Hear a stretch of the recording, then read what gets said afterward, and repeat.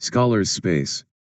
Education, of the learners, for the learners, by the learners. Supported by Apple Education Academy, Butwal.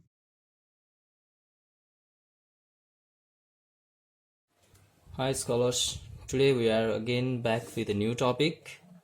आजको topic छ हाम्रो acid base and salt र यसमा पनि specially अहिले चाहिँ हामी केमा फोकस गर्छौँ त एसिडमा है क्लास 10 को एसिड बेस एन्ड सल्ट च्याप्टरबाट चाहिँ हामीले स्पेसल्ली एसिडलाई फोकस गरेर चाहिँ अहिले यो भिडियो बनाउँदैछौँ। सो सुरुमा त डेफिनेसनबाटै जाउँ होइन, वाट इज एसिड भनेर सोध्छ है। सो एसिड इज अ सब्स्टान्स, कस्तो सब्स्टान्स त विच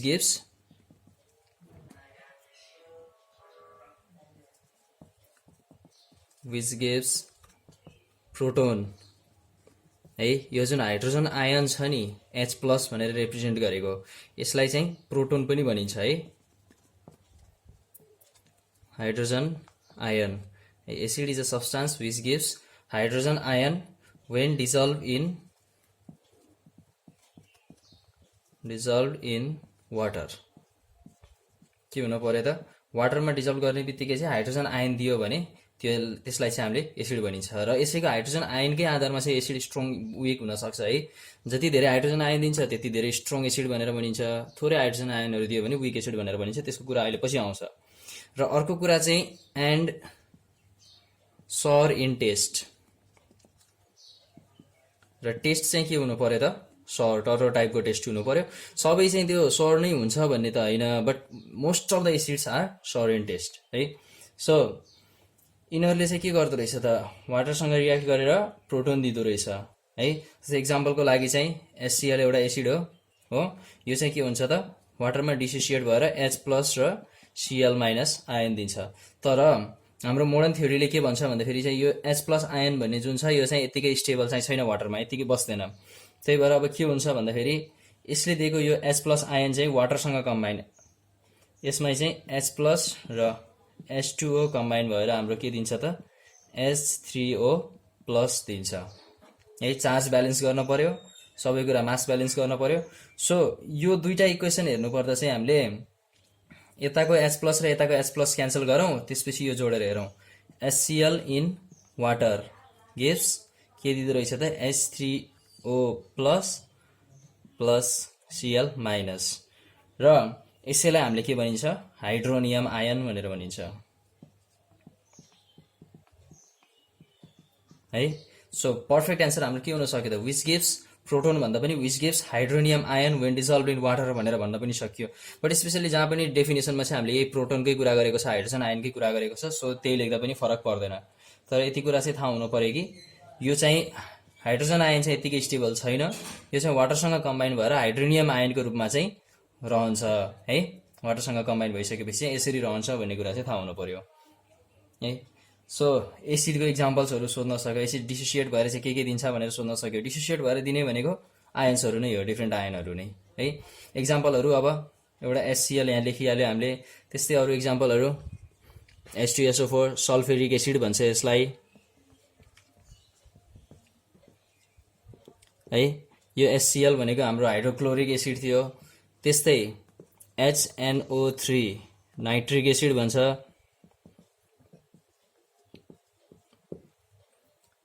कार्बोनिक एसिड भनेर H2CO3 कार्बोनिक एसिड है, थुप्रै हुनसक्छ इक्जाम्पल। सो यस्तै अब हाइड्रोजन यो प्रोटोनको जुन कुरा गर्यो, प्रोटोन चाहिँ कति दिन्छ नि त्यसको आधारमा चाहिँ हाम्रो एसिडहरू के छ त, दुई टाइपमा चाहिँ हामीले छुट्याइएको छ है, स्ट्रङ एसिड र विक एसिड भनेर छुट्याएको छ। सो त्यसमा जाउँ अब।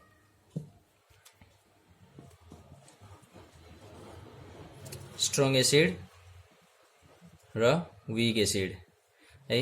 अब डिफ्रेन्स के हो त यसको, यसमा चाहिँ के हुन्छ भन्दा यसमा अलमोस्ट कम्प्लिट आयोनाइजेसन हुन्छ। भन्न खोजेको H प्लस आयन चाहिँ धेरै दिन्छ है, अन्डरगो अलमोस्ट कम्प्लिट आयोनाइजेसन। यसमा के हुन्छ त, आयोनाइजेसन इनकम्प्लिट है, त्यही भएर यो विक एसिड भयो। त्यस्तै यसको नेचर चाहिँ हाम्रो कोरोसिभ हुन्छ है। एसिड चाहिँ फेसमा परेर चाहिँ पुरा एसिड एट्याक भन्ने कुराहरू त हामीले सुनिरहेको हुन्छौँ नि है। त्यो के हुन्छ त भन्दाखेरि अनुहार नै पुरै जलाइदिएको हुन्छ। त्यस्तै मेटल सर्फेसमा होइन काठमा पऱ्यो भने पनि त्यो सब्सटेन्स सर्फेस पनि के गरिदिन्छ त कम्प्लिटली जलाइदिन्छ। त्यही नेचरलाई चाहिँ हामीले के भन्ने हो त कोरोसिभ नेचर भनेर भन्ने हो है। यो चाहिँ लेस कोरोसिभ हुन्छ। एसिड यो हुनलाई है कोरोसिभ नहुने भन्ने कुरा चाहिँ हुन्न, तर अलिकति योसँगको चाहिँ कम्पेरिजनमा के हुन्छ त कम कोरोसिभ हुन्छ। र यिनीहरू चाहिँ most of them are mineral acid and most of them are organic acid.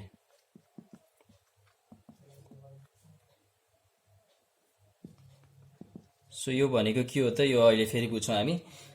पहिला यसमा इक्जाम्पलमा जाउँ है त। स्ट्रङ एसिडको इक्जाम्पल्सहरू चाहिँ HCl, H2SO4, HNO3 है। यिनीहरू के भयो त स्ट्रङ एसिडको इक्जाम्पल हो, जसले चाहिँ के दिन्छ त हाइड्रोजन आयन चाहिँ म्याक्सिमम दिन्छ, कम्प्लिट आयोनाइजेसनमा जान्छ है। तर विक एसिडहरू चाहिँ कम्प्लिट आयोनाइजेसनमा जाँदैन, जस्तै SCOOH, यसलाई फर्मिक एसिड भनिन्छ। कमिलाले टोकेको बेलामा चाहिँ जुन एसिड रिलिज हुन्छ नि त्यो दुख्ने कारण चाहिँ त्यो फर्मिक एसिडले गर्दा हो है। सो त्यसमा चाहिँ कमिलाले टोक्दा चाहिँ फर्मिक एसिड रिलिज भएको हुँदो रहेछ। त्यस्तै अर्को विक एसिडको इक्जाम्पल हाम्रो H2CO3 पनि विक एसिड हो, कार्बोनिक एसिड है। सो स्ट्रङ एसिड र विक एसिड त हामीले छुटाउन सकिन्छ। अर्को यहाँ टर्म आएको छ मिनरल एसिड र अर्ग्यानिक एसिड भनेर। अब यो भनेको के हो त त्यो कुरा बुझौँ है त। Mineral acid, organic acid. Mineral acids are obtained from minerals present in earth crust है। मिनरल एसिडहरू चाहिँ अर्थ क्रस्टमा भएको मिनरलहरूबाट चाहिँ पाइन्छ भने अर्ग्यानिक एसिड हामीले केबाट पाइन्छ त, अर्ग्यानिक सोर्सेसहरू प्लान्ट, एनिमल्स है। अर्ग्यानिक एसिड यिनीहरू सोर्स भनेको के हो त प्लान्ट्स, एनिमल्सबाट चाहिँ पाइन्छ अर्ग्यानिक एसिड। र अर्ग्यानिक एसिड भन्ने बित्तिकै यिनीहरूमा चाहिँ युजुअली कार्बन चाहिँ हुनुपर्छ हो, कार्बन प्रेजेन्ट। मिनरल एसिडमा चाहिँ युजुअली कार्बन चाहिँ के हुन्छ त एब्सेन्ट हुन्छ है। सधैँ भन्ने कुरा होइन, युजुअली एब्सेन्ट। धेरै जसोमा पाइँदैन, कोही कोहीमा चाहिँ पाइन सक्यो कार्बन। त्यस्तै अर्ग्यानिक एसिड्सहरू हाम्रो के हुन्छ विक हुन्छ भने मिनरल एसिड्सहरू के हुन्छ त स्ट्रङ हुन्छ। र इक्जाम्पलको रूपमा हेर्नु पर्यो भने अघि हामीले विक एसिडको जुन इक्जाम्पलहरू लिएको थियौँ तिनीहरू के हो त हाम्रो अर्ग्यानिक एसिडै हो। जस्तै फर्मिक एसिड के थियो अरे SCOOH है, फर्मिक एसिड। त्यस्तै मिनरल एसिडको इक्जाम्पल लिनु पर्यो भने चाहिँ नाइट्रिक एसिड, सल्फ्युरिक एसिड होइन, हाइड्रोक्लोरिक एसिड, यिनीहरू सबै के हो त मिनरल एसिड हो। सो इक्जाम्पलबाट पनि हामीलाई के थाहा हुन्छ भन्दाखेरि यहाँ हेर्नुहोस्, यसको फर्मुलामा चाहिँ यहाँ कार्बन प्रेजेन्ट छ हो C, यसको फर्मुलामा कार्बन छ कतै छैन। सो मिनरल एसिड कोही कोहीमा चाहिँ कार्बन हुन्छ पनि है, नहुने होइन सबैमा। तर अर्ग्यानिक एसिडमा चाहिँ कार्बन के हुन्छ त सबैमा हुनैपर्छ है। कार्बन्स आर प्रेजेन्ट, यसमा चाहिँ carbons usually absent. Characteristics of acid है। एसिडको क्यारेक्टर्सहरू के हुन्छ त सुरुमा अघि भनिसक्यो हामीले। यो चाहिँ के हुन्छ त सर इन टेस्ट है। सबै चाहिँ सर हुँदैन पनि, स्पेसली चाहिँ मोस्टली चाहिँ सर इन टेस्ट हुनुपर्छ। तर कोही कोही एसिडहरू जस्तै बोरिक एसिड है, यो एक्सेप्सनल है, बोरिक एसिड। त्यसपछि स्यालिसिलिक एसिड,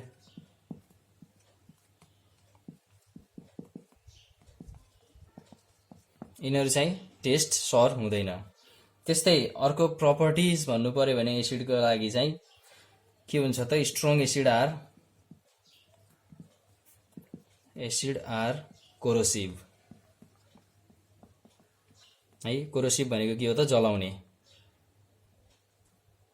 कोरोसिभ इन नेचर। त्यस्तै अब हामीले याद गर्नुपर्ने एकदम इम्पोर्टेन्ट पोइन्ट भनेको यसको चाहिँ क्यारेक्टरिस्टिक्समा चाहिँ के हुन्छ त इन्डिकेटरहरूमा चाहिँ कस्तो कस्तो चेन्जेस ल्याउँछ भन्ने कुरा चाहिँ याद गर्नुपर्छ है। इन्डिकेटर भनेको के हो, कस्तो चेन्ज ल्याउँछ यो कुरा हेरौँ अब यहाँ।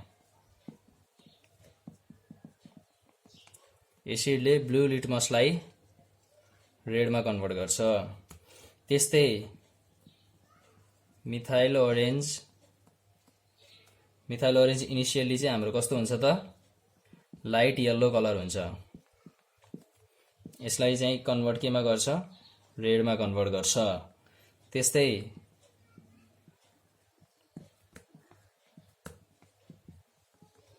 फेनफ्थेलिन हाम्रो इनिसियली पिङ्क कलरको हुन्छ है। यो पिङ्क कलरको फेनफ्थेलिनलाई यसले के गराउँछ त, कलरलेस गराउँछ है। सो यो भनेको के हो त, अब यहाँ भन्दा यहाँ जुन हामीले सब्स्टान्सहरू युज गरेको छौँ, ब्लू लिटमस, मिथाइल ओरेन्ज, फेनफ्थेलिन भनेर, यिनीहरू चाहिँ डिफ्रेन्ट केमिकल्सहरू जस्तै हो, सब्स्टान्सहरू नै हो है। यो चाहिँ के हो त, किन युज गरिन्छ त भन्दा यिनीहरू इन्डिकेटरहरू हो। अब ब्लू लिटमसको पेपरमा है एसिडको ड्रप राख्ने बित्तिकै त्यो ब्लू कलरबाट कस्तो कलरमा चेन्ज हुन्छ त, रेड कलरमा। सो त्यहाँ राखेको ड्रप चाहिँ के रहेछ त, एसिडै हो भन्ने कुरा बल्ल त्यहाँबाट कन्फर्म हुन्छ है।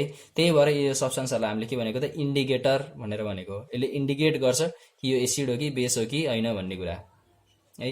त्यस्तै मिथाइल ओरेन्ज भन्ने केमिकलमा चाहिँ लाइट येल्लो हुन्छ इनिसियली, त्यसमा चाहिँ थोरै एसिडको ड्रप राख्ने बित्तिकै त्यो कस्तो कलरमा चेन्ज हुन्छ, रेडमा चेन्ज हुन्छ। फेनफ्थेलिन चाहिँ हाम्रो पिङ्कबाट कलरलेसमा चेन्ज हुन्छ। सो यो कुरा चाहिँ याद गर्न पर्यो क्यारेक्टरिस्टिक्स अफ एसिडमा। सो यो याद गर्नको लागि रेड भनेको हाम्रो लाल हो नि है, यसले या लाल, हिन्दीमा लाल भन्छ नि है। सो लिटमस है, लिटमसमा एसिड राख्ने बित्तिकै कस्तो भयो, लाल कलरको भएको छ। त्यस्तै मिथाइल ओरेन्जमा एसिड राख्ने बित्तिकै कस्तो भएको छ, मिथाइल ओरेन्जमा एसिड राख्ने बित्तिकै रेड कलरको भएको छ है। त्यस्तै हाम्रो फेनफ्थेलिनमा एसिड राख्ने बित्तिकै हाम्रो के भएको छ त, कलरलेस भएको छ। सो अब यहाँबाट चाहिँ एउटा नेमोनिक्स बनाऊ है त हामीले। लिटमस एल एसिड राखेपछि कस्तो दियो, लाल कलर दियो, एलएएल। मिथाइल ओरेन्ज एमओमा एसिड राखेपछि कस्तो दियो त, आर, रेड कलर दियो है। त्यस्तै फेनफ्थेलिनमा एसिड राखेपछि कस्तो त, कलरलेस दिएको छ, सी फर कलरलेस है। यहाँ के राखौँ। सो अब यहाँबाट के सम्झिनु पर्यो भन्दाखेरि चाहिँ एउटा रातो कलरको मयुरलाई हामीले प्याक गर्ने है। सो एउटा भिजुअलाइज गर्नु जस्तो एउटा इमेज, रातो कलरको मयुरलाई हामीले प्याक गरेको एउटा डब्बामा है। सो लाल मोर, हिन्दीमा मयुरलाई मोर भन्छ हो। सो लाल मोर प्याक, यो भन्ने बित्तिकै के याद भयो त हामीलाई, एसिडको क्यारेक्टरिस्टिक्स, त्यो पनि इन्डिकेटरहरूसँगै है। लाल मोर प्याक, लालमा चाहिँ एलबाट लिटमस, एसिड, लाल। सो लिटमसलाई एसिडले लाल गराउँछ, कुन लिटमसलाई, ब्लू लिटमसलाई है। त्यस्तै मिथाइल ओरेन्ज केमा जान्छ, रेडमा जान्छ। त्यस्तै फेनफ्थेलिन केमा जान्छ त, एसिड हुँदा कलरलेसमा जान्छ है। सो यति कुरा चाहिँ सम्झिनु पर्यो। त्यस्तै हामी अझै पनि क्यारेक्टरिस्टिक्समै छौँ एसिडको, र specially acids react with metals to form salt and hydrogen है। के गर्छ त, एसिडहरू मेटलसँग रियाक्ट गरेर साल्ट र हाइड्रोजन रिलिज गरेको हुन्छ। जस्तै एक्जाम्पल लिएर हेरौँ, म्याग्नेसियमसँग H2SO4 सल्फ्युरिक एसिडलाई रियाक्ट गर्यो भने हाम्रो के दिन्छ त, MgSO4 प्लस H2 है, हाइड्रोजन चाहिँ रिलिज गर्छ, हाइड्रोजन ग्यास। यो म्याग्नेसियम सल्फेट चाहिँ हाम्रो के हो त, सल्ट हो। त्यस्तै Zn प्लस HCl गर्यो भने चाहिँ हाम्रो ZnCl2 प्लस H2 दिन्छ है। सो यस्तो रियाक्सन्सहरू पनि इम्पोर्टेन्ट हुन्छ तपाईँहरूलाई यहाँ है। यो चाहिँ अर्को प्रपर्टी भयो हाम्रो के को, एसिडको। त्यस्तै यिनीहरू के गर्छ त, कार्बोनेट अथवा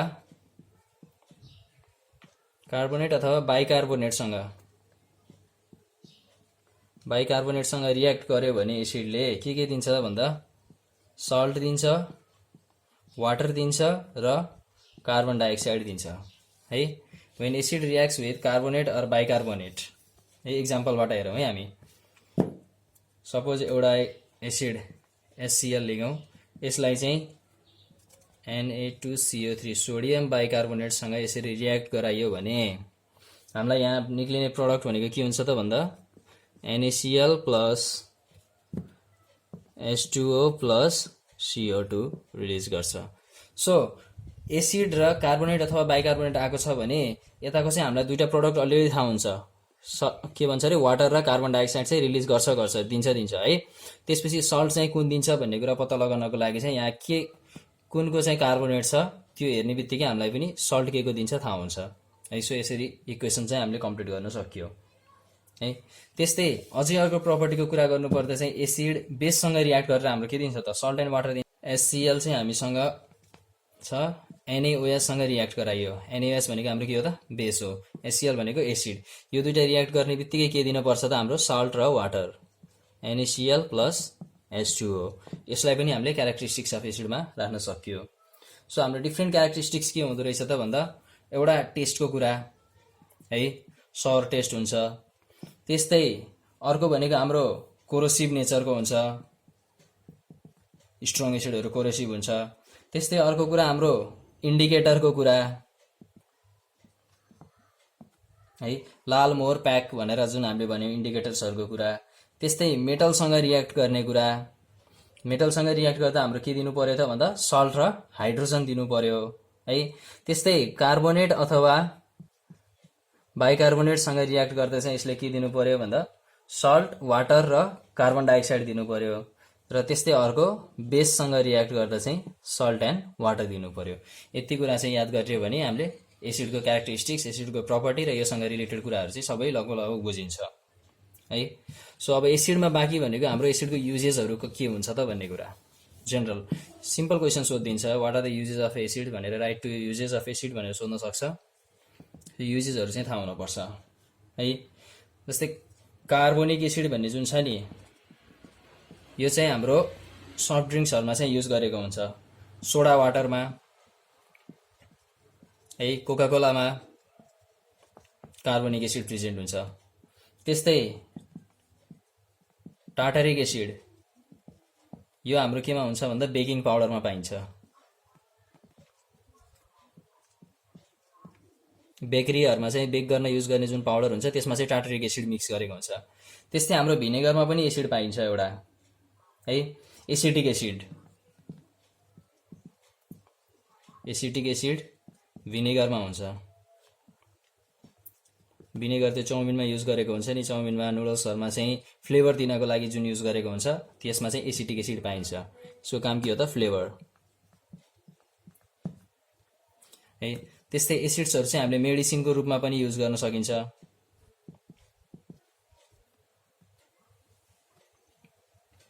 मेडिसिन जस्तै हाम्रो स्कर्वी भन्ने एउटा डिजिज हुन्छ, दाँतमा चाहिँ प्रब्लम आउने है, गिजामा प्रब्लम आउने, यो स्कर्वी डिजिजमा चाहिँ हामीले युज गरिन्छ एस्कर्बिक एसिड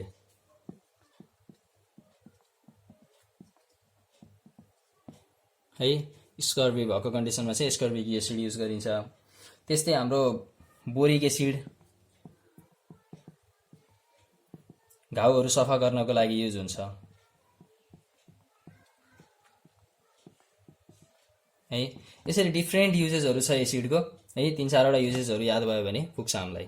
सो यो टपिकको चाहिँ इन्डमा आइसकेको छौँ। नेक्स्ट टपिकमा हामी बेसको बारेमा डिस्कस गर्छौँ, त्यसपछि सल्टमा जान्छौँ। Thanks for watching.